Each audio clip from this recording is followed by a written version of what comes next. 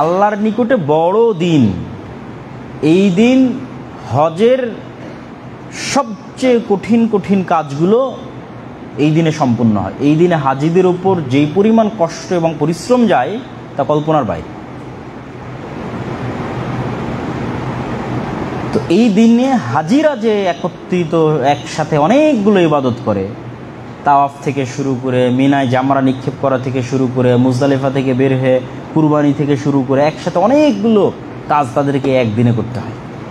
কুরবানির যে দিনটা আমরা কুরবানি পালন করি, এটাকে রাসূল সাল্লাল্লাহু আলাইহি ওয়াসাল্লাম বলছে আ'যামু আইয়ামিদ দুনিয়া, পৃথিবীর সবচেয়ে মহৎ এবং মহান দিনগুলোর একটা দিন হচ্ছে এই দিন। এবার এই দিনগুলোতে আমরা কি করতে পারি? রাসূলুল্লাহ সাল্লাল্লাহু আলাইহি ওয়াসাল্লাম কি করার বিষয়ে আমাদেরকে আদেশ দিয়েছেন বা কি করার বিষয়ে তিনি আমাদের বলেছেন।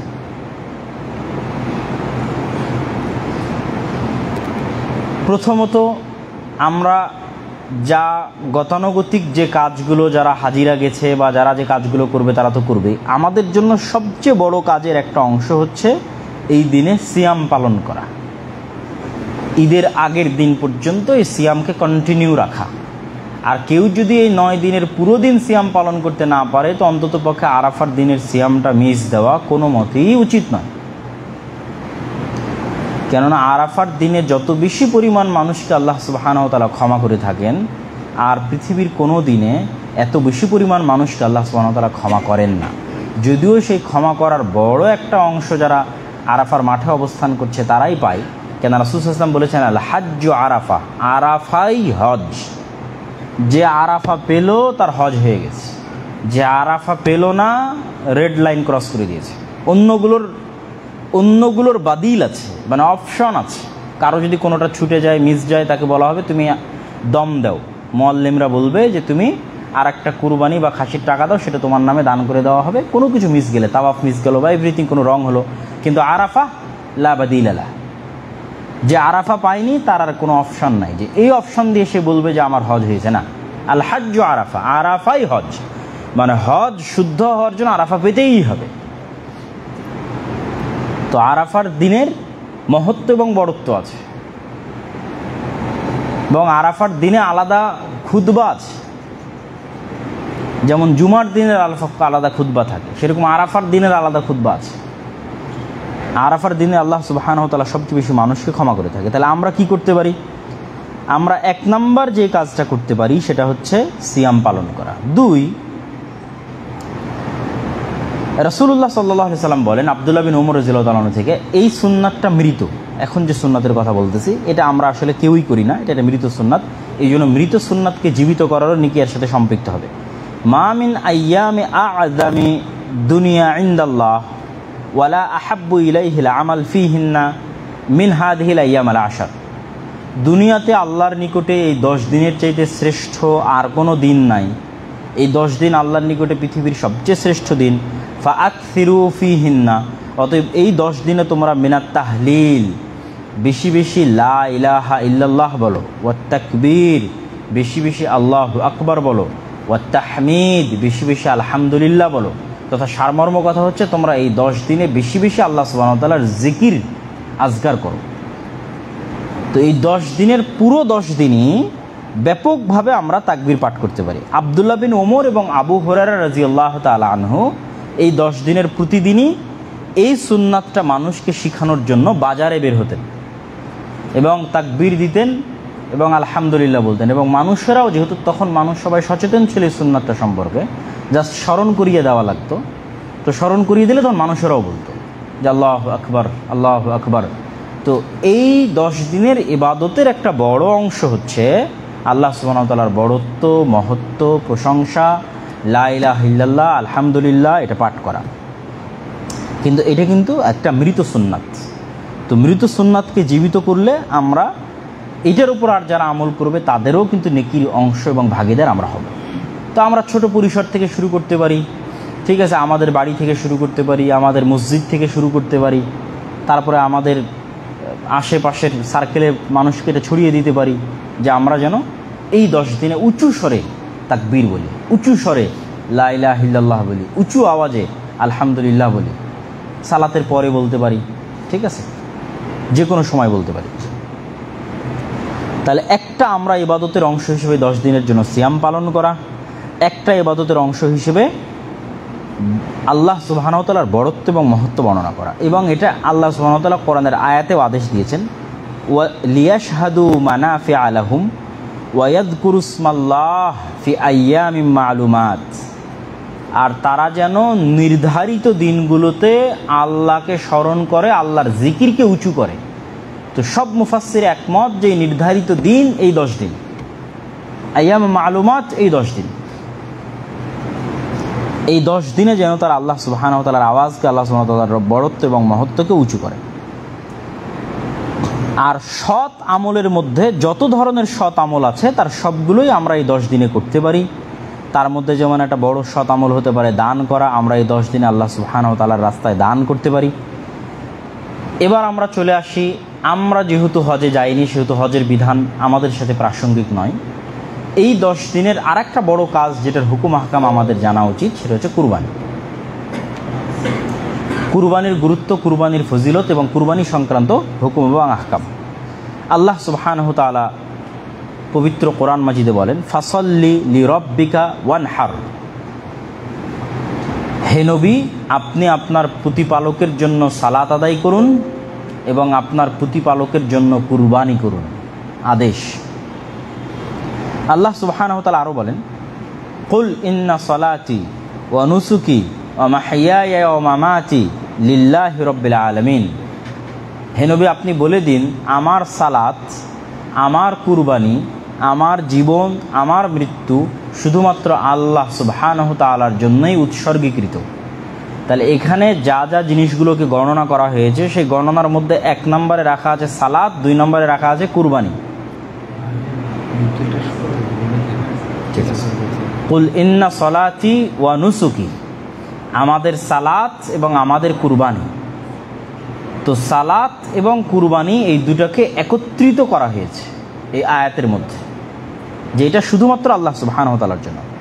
আর এক আয়াতে আল্লাহ সুবহানাহু ওয়া তাআলা বলেন, ওয়ালিকুল্লি উম্মাতিন জাআলনা মানসাকান লিয়াযকুরু ইসমাল্লাহি আলাইহি, প্রত্যেক উম্মতের জন্য আমি কুরবানির ব্যবস্থা করে দিয়েছি। যেটা আমরা আগেই শুরুতে বলেছি যে কুরবানি হিস্ট্রিক্যালি একদম আদম আলাইহিস সালাতু ওয়াস সালাম থেকে নিয়ে শুরু করে উম্মতে মুহাম্মাদি পর্যন্ত কন্টিনিউ আছে। প্রত্যেক উম্মতের জন্য কুরবানি ছিল, ধরন ভিন্ন হতে পারে, সিস্টেম হুকুম হাকাম ভিন্ন হতে পারে, কুরবানি ছিল। আল্লাহ বলছেন ওয়ালিকুল্লি উম্মাতিন জাআলনা মানসাকা, প্রত্যেক উম্মতের জন্য আমরা কুরবানি নির্ধারণ করে দিয়েছি, যেন লিয়াযকুরু ইসমাল্লাহ, তারা আল্লাহকে স্মরণ করতে পারে, আলা মা রাযাকাহুম মিন বাহিমাতিল আনআম, আল্লাহ তাদেরকে চতুষ্পদ জন্তু খাওয়ার যে নিয়ামত দান করেছেন সেই নিয়ামতের যেন শুকরিয়া আদায় করতে পারে। ফা ইলাহুকুম ইলাহু ওয়াহিদ, তাদের ইলাহ তোমাদের ইলাহ একজনই, ফালাহু আসলিমু, অতএব তোমরা সেই ইলাহের সামনে আত্মসমর্পণ করো। তাহলে এই আয়াতে কিন্তু আল্লাহ সুবহানাহু ওয়া তাআলা স্পষ্ট করে দিলেন যে প্রত্যেক উম্মতের জন্য কুরবানি নির্ধারিত ছিল। আর কুরবানির পিছনের গোপন রহস্যটা আল্লাহ বলে দিলেন, কেন আল্লাহ কুরবানি নির্ধারণ করেছেন, যেন মানুষ শুকরিয়া আদায় করতে পারে। আল্লাহ সুবহানাহু ওয়া তাআলা মানুষকে যে চতুষ্পদ জন্তু থেকে উপকার গ্রহণের যে নিয়ামত পৃথিবীর মানুষকে দিয়েছেন, চতুষ্পদ জন্তুকে ব্যবহার করে কত ধরনের নিয়ামত মানুষ সংগ্রহ করে, মানুষের গায়ের জামা থেকে শুরু করে, পায়ের জুতা থেকে শুরু করে, তারপরে হচ্ছে কাপড় চোপড় থেকে শুরু করে, গরমের জন্য ব্যবহারের, এগুলো কিন্তু আল্লাহ কোরআনে অন্য আয়াতে বলেছে। গরমের ব্যবহার থেকে শুরু করে, তাদের থেকে দুধ থেকে শুরু করে, তাদের গোস্ত থেকে শুরু করে, প্রত্যেকটা বিষয়ে তাদেরকে যানবাহন হিসেবে ব্যবহার থেকে শুরু করে, কৃষিকাজে লাগানো থেকে শুরু করে, প্রত্যেকটা বিষয়ের এই চতুষ্পদ জন্তুগুলো পৃথিবীর মানুষের জন্য অসংখ্য অসংখ্য উপকারী।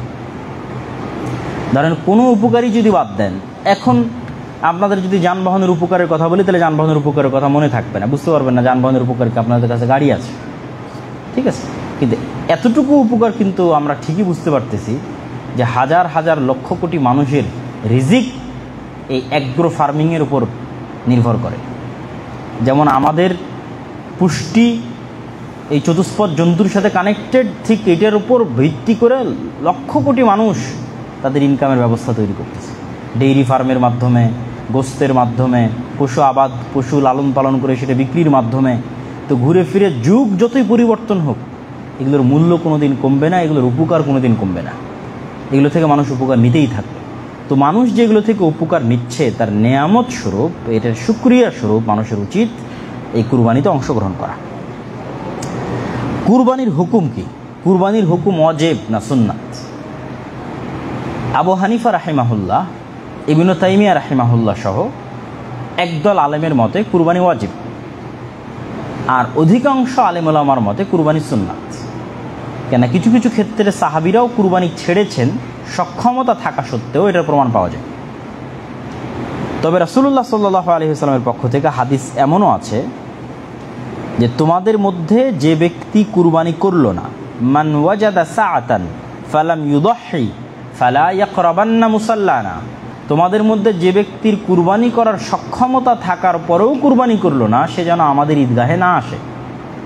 তো এটা আসা নিষিদ্ধ বিষয়টা এমন না, কিন্তু এটার গুরুত্বটা বোঝানো হচ্ছে উদ্দেশ্য, যে এইটা সক্ষমতা থাকার পরও কুরবানি না করাটা এমন যে সে যেন আসলে আর ঈদুল আজহাই পালন করলো না, তাহলে আর ঈদের সালাতে এসে তার কী লাভ? তো বিষয়টা এরকম। এবং রাসূল সাল্লাল্লাহু আলাইহি ওয়াসাল্লাম এমনও বলেছে যে কেউ যদি সালাতের আগে কুরবানি করে থাকে তাহলে সে যেন, তার কুরবানি হয়নি, তার কুরবানি বাতিল, সে যেন সালাতের পরে নতুন করে কুরবানি করে।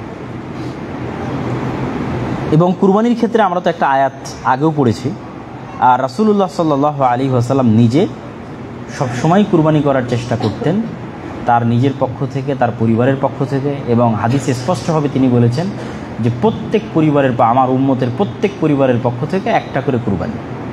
এবং তিনি তার পরিবারের পক্ষ থেকে 70-এর অধিকও কুরবানি করেছেন, একবারে এক বছরে 70-এর অধিক কুরবানি, যেটা বিদায় হজ্জের সময় রাসূলুল্লাহ সাল্লাল্লাহু আলাইহি ওয়াসাল্লাম।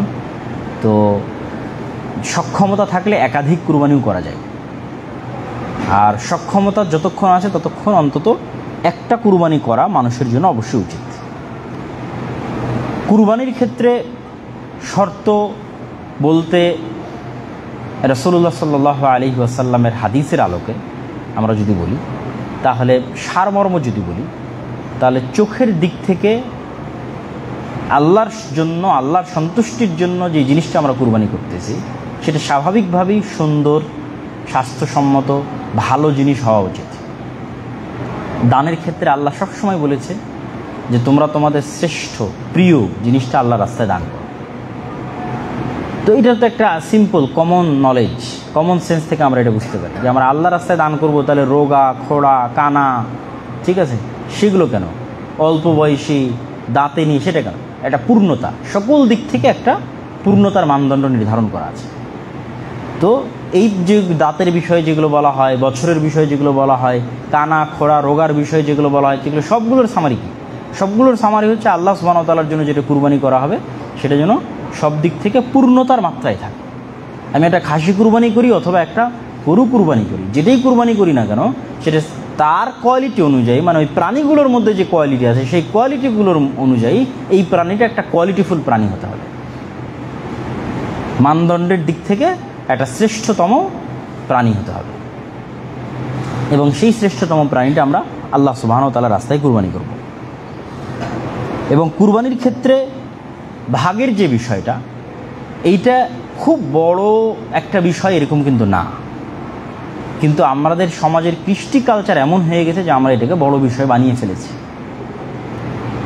এবং কিছু ব্যক্তি স্বার্থের কারণেও আমরা এটাকে বড় বিষয় বানিয়ে ফেলেছি।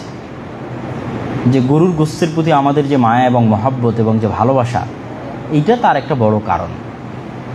যেহেতু গরু গোশত আমরা খাওয়া পছন্দ করি, আর গরুর দাম বেশি, একাই দেওয়া সম্ভব নয়, ফলত এটা আমাদের দেশে ব্যাপকভাবে প্রচলন হয়ে গেছে যে গরুর গোশত খাওয়ার জন্য তো আমাকে ভাগে যাইতেই হবে, কোনো ওয়ে নাই। তো ভাগের যে একদম দলিল নাই সেটাও নয়। তো সকল দৃষ্টিকোণ থেকে এটাই শ্রেষ্ঠ যে আমরা একটি পরিবারের পক্ষ থেকে একটি পূর্ণ প্রাণ আল্লাহ সুবহানাহু ওয়া তাআলার রাস্তায় উৎসর্গ করব। এইটা যে শ্রেষ্ঠ, এটার বিষয়ে আপনি কোনো দ্বিমত পাবেন না। এমনকি আবু হানিফা রাহিমাহুল্লাহ বলছেন, আবু হানিফা রাহিমাহুল্লাহর ফতোয়া, যে নিয়তের মধ্যেও যদি ত্রুটি থাকে, যে 7 জন মিলে ভাগে অংশগ্রহণ করেছে, কোনো একজনের নিয়তে ত্রুটি আছে, তা আবু হানিফা রাহিমাহুল্লাহর মতে সবার কুরবানি বাতিল। ইমাম শাফি, আহমদ বিন হাম্বল সেটা বলেন, কিন্তু যিনি ভাগে কুরবানির পক্ষে তিনি বলতেছেন সবার কুরবানি বাতিল। আবার কারো যদি ইনকামের মধ্যে কম বেশি থাকে তাহলেও সবার কুরবানি বাতিল, একজনের জন্য সবারটাই বাতিল। কেননা ইমাম আবু হানিফা রাহিমাহুল্লাহ বলেছেন যে কুরবানির ক্ষেত্রে আল আসল হচ্ছে একটা পূর্ণ নাফস আল্লাহ সুবহানাহু ওয়া তাআলার রাস্তায় উৎসর্গ করা, একটা পূর্ণ জান আল্লাহ সুবহানাহু ওয়া তাআলার রাস্তায় উৎসর্গ করা। আর ইমাম মালিক বলছেন যে ভাগে চলবে, তবে টাকায় মালিকানায় নয়, নেকিতে ভাগ হতে পারে। এটার ব্যাখ্যা কি? ইমাম মালিকের মতে কেউ যদি টাকায় মালিকানায় ভাগ হয় তো বাতিল, নেকিতে ভাগ দিতে পারে। মানে আমি একক টাকা একটা কুরবানি কিনেছি, কিনে আমি এখন নিয়ত করতেছি যে আমার ছেলে মেয়ে ভাই বোন পিতা মাতা সবার পক্ষ থেকে আল্লাহ সুবহানাহু ওয়া তাআলা এই কুরবানিটা কবুল করুক, তাহলে আমি নেকিতে তাদেরকে ভাগ দিলাম। কিন্তু এই কুরবানিটা ক্রয়ের টাকা মালিকানা একক আমার। ইমাম মালিকের মতে টাকা এবং মালিকানায় যদি ভাগ হয়ে যায় তাহলেও বাতিল।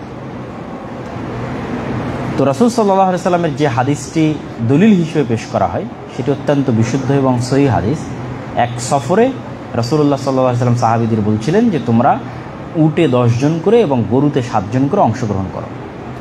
সুতরাং অংশগ্রহণ অবশ্যই করা যায়, তবে কারো যদি সম্ভব হয় যে সে তার পুরো পরিবারের পক্ষ থেকে একটা পূর্ণ কুরবানি দিবে, তাহলে এটাই সবচেয়ে উত্তম, এটাই বেস্ট। এবং এই কালচারটাই আমাদেরকে গ্রো করতে হবে, এই কালচারটাই আমাদেরকে ডেভেলপ করতে হবে। আপনি এখনও সৌদি আরব সহ বিভিন্ন দেশে গেলে দেখবেন যে সবাই নিজ নিজ কুরবানি একক। কেননা আপনি ইবাদতের ক্ষেত্রে কেন আরেকজনকে শেয়ার দিবেন, ইবাদতের ক্ষেত্রে কেন আপনি আরেকজনের সাথে শেয়ার করবেন? এই জিনিসটাই তো আত্মমর্যাদার সাথে যায় না, যে আমি আল্লাহর জন্য একটা ইবাদত করব সেটাও আবার আরেকজনের সাথে শেয়ার করে। তো সেক্ষেত্রে আমরা সম্পূর্ণ বাদ দিচ্ছি, বাতিল বলছি এটা নয়, আমরা কোয়েশ্চেন মার্ক দিয়ে রাখতেছি যে আপনারা যেভাবে ঢালাও হারে আমরা ভাগে কুরবানি করি, এইটা অবশ্যই একটা কোয়েশ্চেনেবল বিষয়, প্রশ্নবিদ্ধ বিষয়, আলেম ওলামাদের মধ্যে একটি মতভেদপূর্ণ বিষয়। সুতরাং আমাদের জন্য সেটি থেকে বেরিয়ে এসে সুন্নাতকে এবং বেশি শ্রেষ্ঠকে সবসময় প্রাধান্য দেওয়া উচিত। আর যদি আহলে হাদিসদের ক্ষেত্রে বলি তাহলে তো আরও বেশি, কেন আহলে হাদিসরা তো দাবি করে যে তারা সুন্নাতের অনেক বড় অনুসারী, এই জন্য তারা রাফুল আদাইন করে, এই জন্য তারা জোরে আমিন বলে। তো রাফুল আদাইন বাদ দিলে কি সালাত বাতিল হবে? রাফুল আদাইন বাদ দিলে সালাত বাতিল হবে? হবে না। জোরে আমিন না বললে কি সালাত বাতিল হবে? হবে না। তো জোরে আমিন বলার জন্য, রাফুল আদাইন করার জন্য যান জীবন দিয়ে মসজিদ পর্যন্ত আলাদা করে নিলে, আর ভাগের বেলায় এসে বলতেছেন যে হ্যাঁ আমি ভাগে দেব। এবং যারা উৎসাহ করতেছে সুন্নাতের অনুষ্ঠানের প্রতি, তাদের প্রতি অ্যাটাক করতেছেন, আক্রমণ করতেছেন। তা আমরা যদি অন্য সকল ক্ষেত্রে সুন্নাত এবং শ্রেষ্ঠটাকে প্রাধান্য দিয়ে থাকি, তাহলে বাই ডিফল্ট আরও উচিত আমাদের যে আমরা এটার ক্ষেত্রেও শ্রেষ্ঠতমটাকে, যেটা সবসময় রাসূল সাল্লাল্লাহু আলাইহি ওয়াসাল্লাম করেছে, যেটা সবসময় সাহাবীরা করেছে, সেটাকে আমরা আমাদের পুরো পরিবারের পক্ষ থেকে একটা অন্তত কুরবানি। পরিবারটাকে আপনি আলাদা করবেন কি করে? ওই যে দেখলেন না, ইমামদের মধ্যে মতভেদের বিষয়টা তো আপনি বুঝে গেছেন যে ইনকামটা কিন্তু মেইন, সবাই কিন্তু ইনকামের পয়েন্টটাকে মাথায় রেখেছে। তাহলে যতক্ষণ আপনাদের ইনকাম এক জায়গায়, আপনাদের হাঁড়ি পাতিল এক জায়গায়, ততক্ষণ পরিবার এক জায়গায়, পরিবারও তখন এক। বাপ ছেলে সবাই বিয়ে করেছে, কিন্তু সবার ইনকামও একত্রিত হয় এবং সবার হাঁড়ি পাতিল একসাথে আছে, রান্নাবাড়িও একসাথে হয়, তাহলে এটা আলাদা পরিবার এখন হয়নি। আর যখনই ইনকাম আলাদা, হাঁড়ি পাতিল আলাদা, রান্নাবাড়ি আলাদা, তখন আলাদা পরিবার হয়ে গেছে। তখন আপনাকে কুরবানিও আলাদা করতে হবে। কুরবানির গোশতের বন্টন, কুরবানির গোশতের বন্টনের ক্ষেত্রে আল্লাহ সুবহানাহু ওয়া তাআলা এবং রাসূলুল্লাহ সাল্লাল্লাহু আলাইহি ওয়াসাল্লামের যে আদেশ, সেই আদেশের সারমর্মটা হচ্ছে মানুষ নিজেও খাবে, মানুষকেও দিবে। এরকম নির্ধারিত করে বলা নাই যে আমাকে এত ভাগই করতে হবে এবং এত ভাগই বন্টন করতে হবে, এমনকি জমাও রাখতে পারবে। তোমরা কুরবানির গোশত খাও, মানুষকে খাওয়াও এবং জমা রাখো। তাহলে কুরবানির গোশত দিতেও হবে, নিজেও খেতে হবে, জমাও রাখতে পারবে। তো সমাজে যদি কোনো কিছু প্রচলন থাকে, সেটা যতক্ষণ সরাসরি শরীয়তকে ভায়োলেট করতেছে না, ততক্ষণ আপনি সেটাকে অ্যাকসেপ্ট করতে পারেন। দেখা যায় আপনি একটা সমাজে বসবাস করেন, সেখানে তো একটা ভাগ সমাজে দিয়ে আসতে হয়, সেটা আপনি দিয়ে আসতে পারেন। কিন্তু অনেক সময় দেখা যাচ্ছে যে ভাগটা গরিব মিসকিনের জন্য দিয়ে আসা হলো, তাহলে যে গরুরটা দিয়েছে সে নাকি খাসিরটা নিয়ে যাবে, আবার যে খাসিরটা দিয়েছে গরুরটা নিয়ে যাবে। এই কালচারগুলোর সাথে স্বার্থ কানেক্টেড থাকে, ইখলাস কানেক্টেড থাকে না, মানে গোশতের প্রতি লোভ কানেক্টেড থাকে। এই জন্য এটা পছন্দনীয় না। আপনি যদি দেন একবারই দিয়ে দেবেন, আপনি গোশত দিয়ে আবার সমাজ থেকে আবার গোশত নিয়ে আসতেছেন, গরুরটা দিয়ে খাসিটা নিয়ে এসেছেন, যে খাসি গরুটা, এটা কনফ্লিক্ট করে, কনফ্লিক্ট অফ ইন্টারেস্ট, ইখলাসকে ত্রুটিযুক্ত করে। কিন্তু আমরা কিন্তু এই কালচারটা সমাজে বিল্ড আপ করে ফেলেছি, যেটা ঠিক না। আমি যেটা গরিব মিসকিনের জন্য তুমি সমাজ থেকে যারা কুরবানি দেয়নি তাদের মধ্যে এটা বন্টন করে দাও। যে গরুর কুরবানি দেয়নি তার গরু কিনে খাওয়ার সক্ষমতা সে কিনবে, যার খাসির গোস্ত দরকার তার খাসি কিনে খাওয়ার সক্ষমতা সে কিনবে। আজকের এই গোস্তের সাথে এটা কানেক্টেড করে অল্টারনেটিভ করার মতো একটা সুবিধা দেওয়া কুরবানি দাতাদেরও, যে ভাই আপনি গরুরটা জমা দিয়ে যান, খাসিরটা নিয়ে যান। সমাজে যেটা চলে এটা কিন্তু একটু আমাদের জন্য, আমরা যদি নিয়তের দিক থেকে দেখি, ইখলাসের দিক থেকে দেখি, লজ্জাস্কর। সর্বশেষে আমরা যারা কুরবানি দিব তাদের ক্ষেত্রে যে বিষয়গুলো স্মরণ রাখা উচিত, একটা তো আপনাদের অবশ্যই স্মরণে থাকার কথা, যেটা সময় পার হয়ে গেছে, যেটা রাসূল সাল্লাল্লাহু আলাইহি ওয়াসাল্লাম বলেছেন যে ইযা রাআইতুম হিলালা যিল হিজ্জাহ, তোমরা যদি দেখো যে জিলহজ মাসের চাঁদ উঠে গেছে আর তোমাদের মধ্যে কেউ কুরবানি করতে চায়, তাহলে সে যেন তার নখ চুল এই 10 দিনের জন্য কর্তন করা বন্ধ করে দেয়, সে যেন না কাটে। তো এটা একটা অনেক বড় সুন্নাহ। এখানে একটা প্রশ্ন অনেকেই করে যে ভাই শুধু কি যিনি কুরবানি দেবে তিনি না, তার পরিবারের সবাই? যেহেতু কুরবানিটা আমরা পুরো পরিবারের পক্ষ থেকেই দিচ্ছি, শুধু তো একজন ব্যক্তি দিচ্ছে না, মানে যদি সুন্নাত পদ্ধতি অনুযায়ী যারা কুরবানি দিচ্ছে তারা তো পুরো পরিবারের পক্ষ থেকেই দিচ্ছে, তাহলে তো আসলে কুরবানিটা পুরো পরিবারই দিচ্ছে, মানে পরিবারের একটা ছোট বাচ্চা থেকে শুরু করে বড় ছোট সবাই দিচ্ছে। সুতরাং এই সুন্নাতটার ফলো আমরা সবাই করার চেষ্টা করব।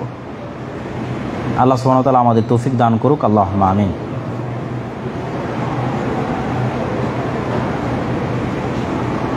কুরবানির ফজিলতের মধ্যে একটা ফজিলত বলে আমরা আমাদের আজকের আলোচনার শেষের দিকে চলে যাব ইনশাআল্লাহ, এবং তারপরে ইব্রাহিম আলাইহিসসালাতু ওয়াসসালামের জীবনীর একটু সংক্ষিপ্ত দু একটা পয়েন্ট আমরা সবাই জানি, তারপরে টাচ দিয়ে আমাদের বক্তব্য শেষে চলে যাব। আয়েশা রাদিয়াল্লাহু তাআলা থেকে বর্ণিত, তিনি বলেন মা আমালু আদমিয়িন মিন আমালিন ইয়াউমান নাহর আহাব্বু ইলাল্লাহ মিন ইহরাকিদ দাম।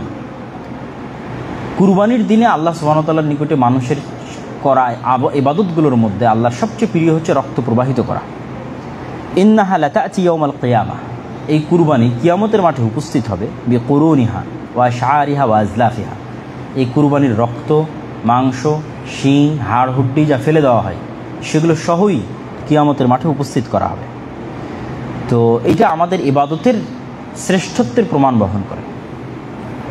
এগুলো সরাসরি এখান থেকে আল্লাহ সুবহানাহু ওয়া তাআলার কাছে যায় এরকম কোনো বিষয় নয়। এই রক্ত, এই খুন, এগুলো সরাসরি আলোচনা করে না, এটা কিয়ামতের মাঠে উপস্থিত হবে সম্মানের খাতিরে, ইবাদতের প্রমাণের খাতিরে, শ্রেষ্ঠত্বের খাতিরে। যেমন যারা জিহাদ করে তারা কিয়ামতের মাঠে কিন্তু যে অবস্থায় মারা গেছে ওই পোশাকে ওই আহত, ওই রক্তাক্ত অবস্থাতেই উঠবে, এবং তাদের আহত অবস্থায় যদি কোনো অঙ্গ থেকে রক্ত প্রবাহিত হতে থাকে তাহলে রক্ত প্রবাহিত অবস্থাতেই তারা কিয়ামতের মাঠে উত্থিত হবে।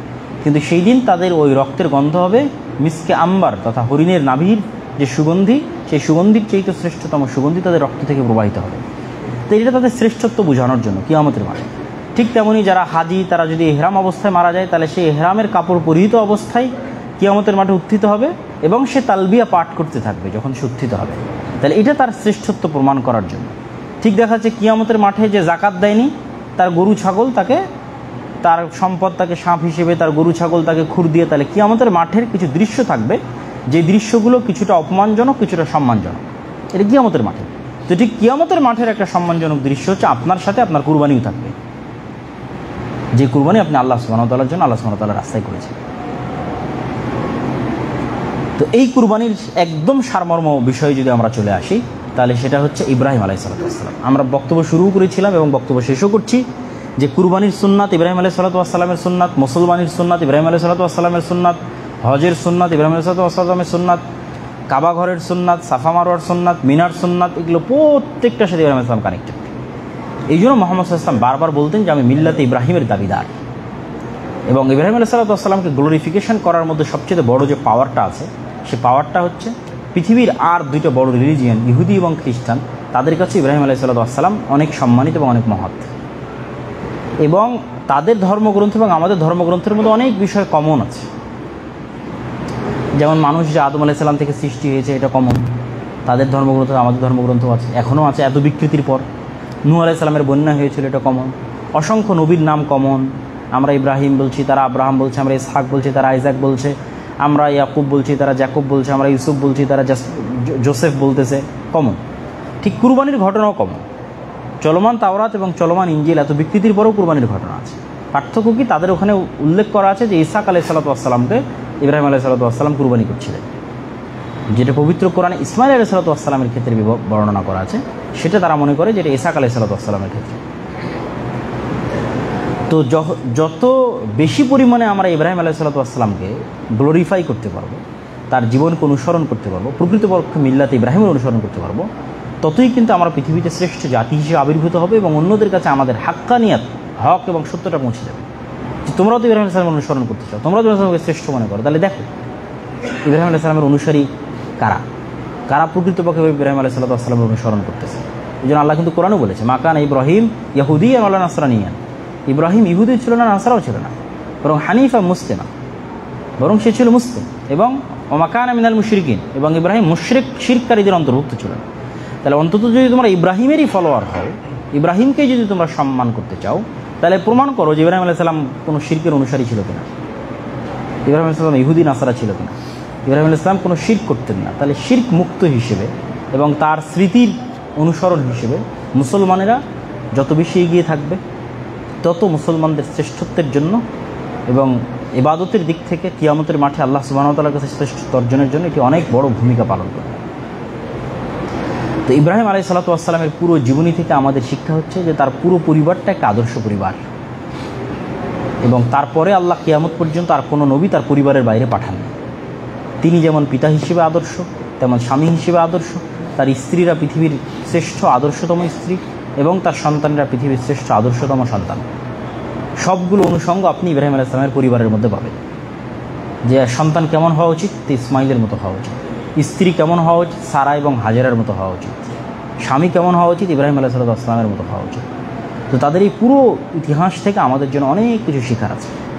এবং এই যে বর্তমান মক্কা এবং বর্তমান যে কাবা, এই কাবার ক্ষেত্রে ইব্রাহিম আলাইহিস সালামের যে দোয়া, যে রব্বি ইন্নী আসকানতু মিন যুররিয়্যাতি, হে আল্লাহ আমি আমার বংশের একটা অংশকে এমন এক জায়গায় রেখে যাচ্ছি, গায়রা জি যারইন ইনদা বাইতিকাল মুহাররম, এমন একটা উপত্যকায় রেখে যাচ্ছি যে উপত্যকায় না কোনো ফলমূলের ব্যবস্থাপনা আছে, না কোনো পানির ব্যবস্থাপনা আছে, না কোনো ছায়াগ্রহণের ব্যবস্থাপনা আছে, সব কিছু ছাড়া তিনি সেখান থেকে ফেলে যাচ্ছেন। তো হে আল্লাহ আপনি তাদেরকে রিজিকের ব্যবস্থা করে দিবেন, এবং তারা যেন আমার পরবর্তী বংশধরেরা যেন মূর্তি পূজক না হয়, এবং তারা যেন সালাত আদায়কারী হয়। ইব্রাহিম আলাইহিস সালামের দোয়ার অংশ কোরআন থেকে বলতেছে যে তারা যেন মূর্তি পূজক না হয় এবং সালাত আদায়কারী হয়। যে রব্বি জাআলনি মুকিমাস সালাহ ওয়া মিন যুররিয়্যাতি, আল্লাহ আমি যেন সালাত আদায়কারী হই এবং আমার পরবর্তী বংশধর যেন সালাত আদায়কারী হয়। তারপরের যে হৃদয় বিদারক ঘটনা, যেটা আমরা খুব ভালোভাবে জানি, যে হাজেরা আলাইহিস সালাম স্বামীর পিছে পিছে গেলেন, বুখারীর হাদিস, আইনা তাযহাবুন আনতা ইব্রাহিম, কোথায় যাচ্ছেন আপনি ইব্রাহিম? এইখানে তো কিছুই নাই, মানুষ নাই, জন নাই, পশু নাই, পাখি নাই, ঘর নাই, বাড়ি নাই, ধুধু মরুভূমি, পানির ব্যবস্থা নেই, খাবারের ব্যবস্থা নেই, কিচ্ছু নাই। যখন কোনো উত্তর দিচ্ছে না, তখন বলছেন আল্লাহ আমারক, আল্লাহ সুবহানাহু ওয়া তাআলা কি আপনাকে আদেশ দিয়ে সেখানে রেখে যাওয়ার জন্য? তখন তিনি বলছেন হ্যাঁ, না, আল্লাহ আদেশ দিয়েছে। তখন বলছেন লা ইউদাইয়া আল্লাহ, যদি আল্লাহ আদেশ দিয়ে থাকে তাহলে আমাদেরকে আল্লাহ ধ্বংস করবেন না। এই যে আল্লাহর প্রতি অগাধ আস্থা, বিশ্বাস, ভরসা, এটা আমরা আজকের যুগে কোথায় পাবো? আমরা কিন্তু মুসলমানেরা পিছিয়ে আছে এই কারণে। মুসলমানরা জেরুজালেম যখন ওমর ইবনুল খাত্তাব বিজয় করে, সুলতান সালাহুদ্দিন আইয়ুবী বিজয় করে, যখন বদরের যুদ্ধ হয়, উহুদের যুদ্ধ হয়, তখন মক্কার কাফেরদের তুলনায় মুহাম্মদ সাল্লাল্লাহু আলাইহি ওয়াসাল্লামের যা শক্তি ছিল, আর পারস্য এবং রোমান সম্রাটের তুলনায় ওমর রাদিয়াল্লাহু তাআলার যা শক্তি ছিল, আর ক্রুসেডারদের তুলনায় সালাহুদ্দিন আইয়ুবীর যা শক্তি ছিল, তার তুলনায় এখনকার মুসলমানদের শক্তি বর্তমান কুফফার মুশরিকদের চাইতে বেশি। এখনকার মুসলমানদের টাকা পয়সা এখন ওই তুলনার চাইতে এখনকার কাফের মুশরিকদের চাইতে বেশি। কিন্তু তারপর দেখুন মুসলমানরা মাজলুম কেন? এদের সবার মৃত্যু ভয়, দুনিয়ার ভয়, কারণ এদের আল্লাহর প্রতি অগাধ আস্থা এবং বিশ্বাস এবং আল্লাহর প্রতি অগাধ ভরসা নাই, যে আল্লাহ সুবহানাহু ওয়া তাআলার প্রতি ভরসা করে থেকে যেতে পারে। আল্লাহ সুবহানাহু ওয়া তাআলার প্রতি ভরসা করলে ধুধু মরুভূমিতে মাটি ফেটে পানি বের হয়ে আসতে পারে। এইটাই তো আসলে আমাদের শিক্ষা, যে আল্লাহ সুবহানাহু ওয়া তাআলার উপর ভরসা করলে, সত্য বিষয় আল্লাহর উপর ভরসা করলে আল্লাহ ফেরেশতা দিয়ে সহযোগিতা করে। এবং ফেরেশতা আল্লাহর একটা সৃষ্টিজীব পৃথিবীতে আছে, সেই ফেরেশতা দিয়ে আল্লাহ সুবহানাহু ওয়া তাআলা তাদের সেখানে খাবারের ব্যবস্থা করে দিলেন, যেটা জমজমের পানির কথা আমরা জানি। তো তো পুরো ইব্রাহিম আলাইহিস সালাতু ওয়াস সালামের পুরো জীবনী থেকে আমাদের জন্য অনেক কিছু শেখার আছে, এটা নিয়ে স্টাডি করার আছে, পড়ার আছে, আমাদের লাইফের বিভিন্ন অ্যাঙ্গেলের সাথে মিলানোর আছে। আমরা কিভাবে দুনিয়াকে দেখছি, তারা কিভাবে দেখতেন, আমরা কিভাবে আমাদের জীবনকে দেখছি, ইব্রাহিম আলাইহিস সালাম এবং তার ফ্যামিলি কিভাবে দেখতেন, দৃষ্টিভঙ্গিটা কি, পয়েন্ট অফ ভিউকে অনেক কিছু মিলানোর আছে এবং অনেক কিছু আমাদের জন্য শেখার আছে। তো আমরা শুধু যেন নামকাওয়াস্তে আনুষ্ঠানিকতার ক্ষেত্রে কুরবানি করি এটা যেন না করি, বরং ফিল যেন করি যে আসলে এই কুরবানিটা কোন স্মৃতিকে সামনে রেখে আমরা করতেছি। সেই স্মৃতিটা ইব্রাহিম, ইসমাইল, সারা, হাজেরা, তাদের যে ফ্যামিলির যে হিস্ট্রি, সেটার থেকে আমরা আসলে কি শিক্ষা নিচ্ছি কুরবানিটা করার মাধ্যমে। এই শিক্ষাটাই যেন আমাদের পরবর্তী জীবনের জন্য পাথেয় হয়ে থাকে। আল্লাহ সুবহানাহু ওয়া তাআলা কবুল করুক, আল্লাহুম্মা আমিন।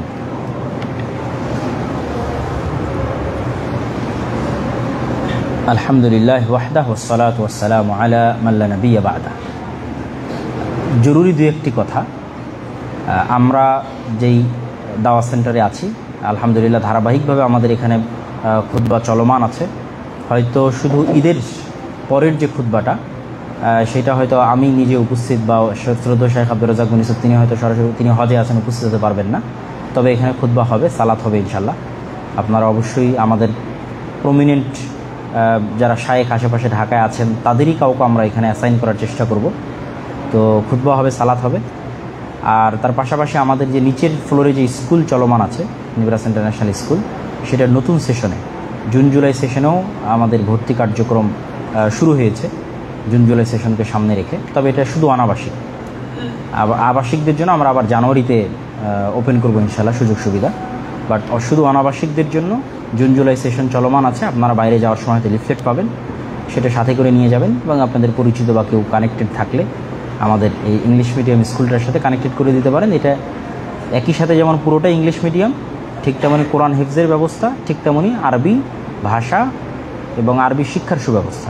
দেখা যাচ্ছে এখানে যদি কেউ গ্রেড 5 পর্যন্ত পড়ে তাহলে সে বাংলাদেশের যে কোনো প্রতিষ্ঠানই সে যাক না কেন, সেটা ইংলিশ মিডিয়াম প্রতিষ্ঠান হোক, এনসিটিভি কারিকুলাম হোক অথবা কওমি মাদ্রাসা হোক, সকল জায়গাতেই কিন্তু সে একটা শ্রেষ্ঠতম জায়গায় যেতে পারবে। তো সবগুলোর সংমিশ্রণে আমরা ভালো মানসম্মত টিচার স্টাফ এবং আমাদের দায়িত্বশীলদের দিয়ে এবং অ্যাডভাইজারি বোর্ড দিয়ে, যোগ্য অ্যাডভাইজারি বোর্ড দিয়ে আমরা এটা পরিচালনা করতেছি। তো এই বিষয়টা আপনারা দৃষ্টি রাখবেন। সকলের প্রতি উদাত্ত আহ্বান থাকলো, আমরা সবাই একটু দরুদ পড়ি। আল্লাহুম্মা সাল্লি আলা মুহাম্মাদ ওয়া আলা আলি মুহাম্মাদ কামা সাল্লাইতা আলা ইব্রাহিম ওয়া আলা আলি ইব্রাহিম ইন্নাকা হামিদুম মাজিদ।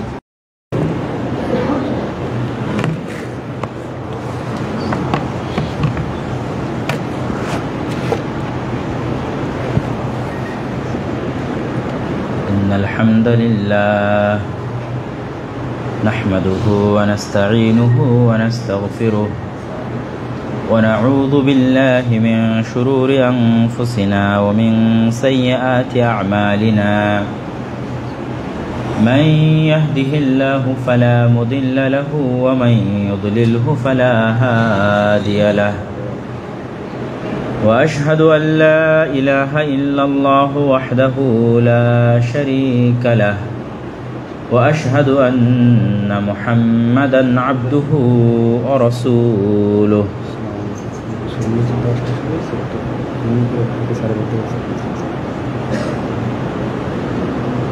أما بعد فأعوذ بالله من الشيطان الرجيم بسم الله الرحمن الرحيم قل إن صلاتي ونسكي ومحياي ومماتي لله رب العالمين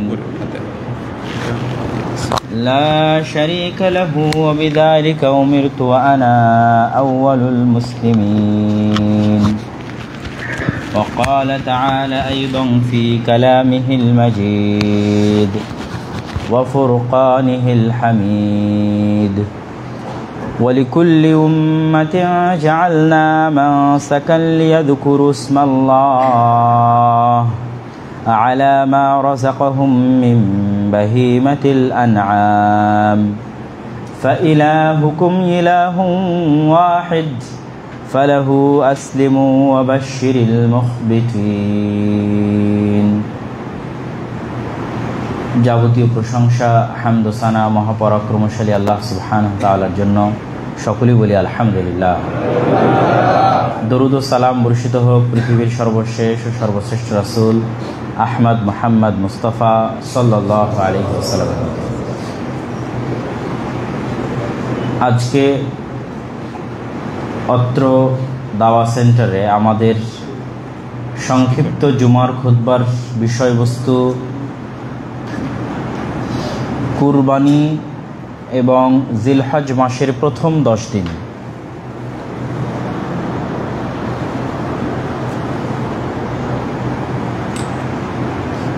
কুরবানি এবং জিলহজ মাসের প্রথম 10 দিন সম্পর্কে সংক্ষিপ্ত কিন্তু গুরুত্বপূর্ণ তথ্যবহুল আলোচনা পেশ করার চেষ্টা করব ইনশাআল্লাহুল আজিজ।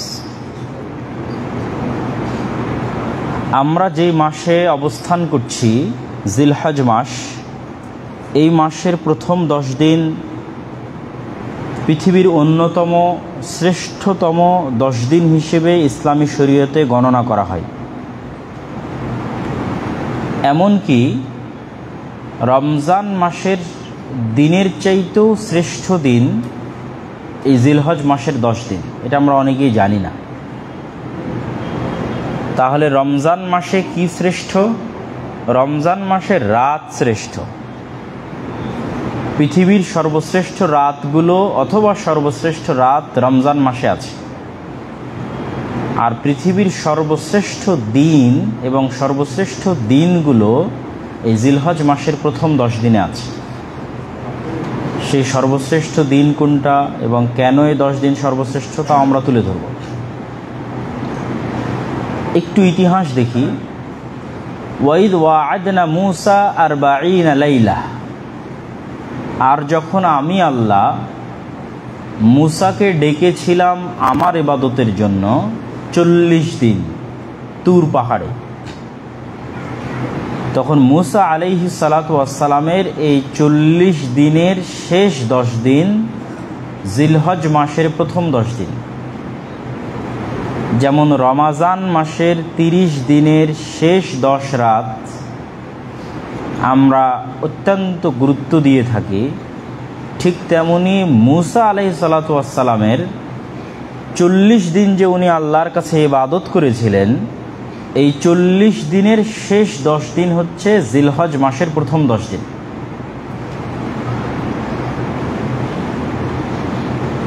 এবং অত্যন্ত গুরুত্বপূর্ণ ও শ্রেষ্ঠতম 10 দিন। আল্লাহ সুবহানাহু তাআলা এই 10 দিনের কসম করেছেন পবিত্র কোরআনে। ওয়াল ফাজর ওয়া লায়ালিন আশর, শপথ সকালের এবং শপথ 10 দিনের, এবং শপথ আইয়াম মা'লুমাত, নির্ধারিত দিনের। সেই নির্ধারিত দিনগুলো জিলহজ মাসের প্রথম 10 দিন।